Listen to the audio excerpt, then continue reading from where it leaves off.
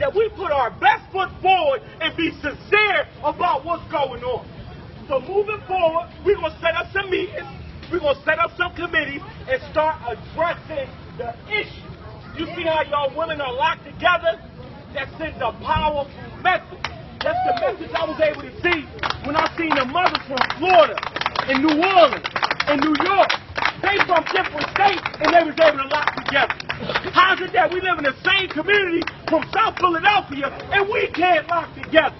You think I care about a bus waiting? I don't care about that. You know why? Because that bus will be sitting there waiting if a young man was killed on these streets. It would detour. So we have to take the responsibility as a community to send a message that we can no longer stand for this. You hear me? From Malik down in these streets, to Lo, to Christian, to Tahir, to Tyrese, and to other young people that down in this community, Hakeem, EJ, come on, scream their names. Lonnie. All them down in these streets, it's time for us to take a stand. And I'll be the first one to say this. I'm going to die trying to save kids in these streets. And we all need to have that attitude that we're going to die trying to save these kids. You know why? Because they're worth it.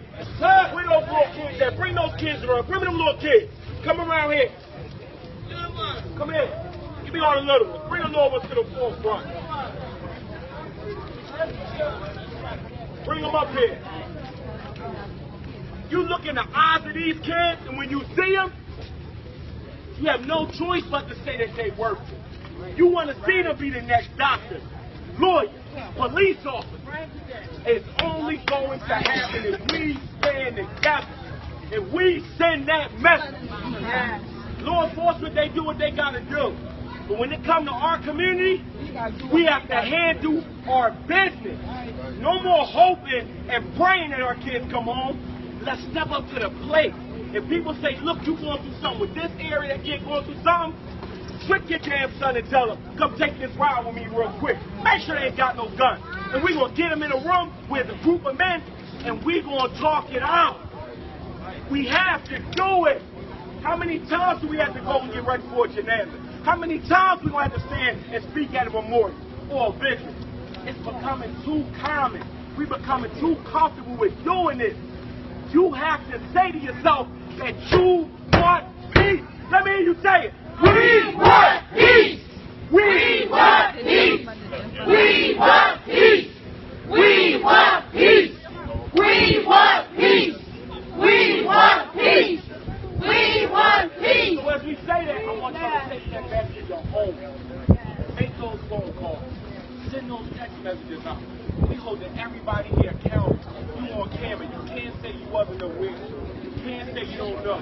Them people that talk that trash talk, that's not going to change nothing, straight tell them BS. Because your kids are worth it. If you don't have kids, look at these young kids that's standing right here. They're worth it. The worst thing we can see is these kids laying in a ward and somebody got to identify their body.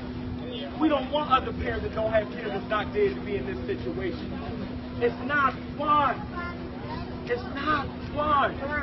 So please, as I said in the beginning, examine yourself. The phone calls are covered. All right, kids, y'all can go. Wait a minute. Man, come to the forefront before we close out. I need all the men. Come to the forefront. I need all those men. Come to the forefront. Wait a minute.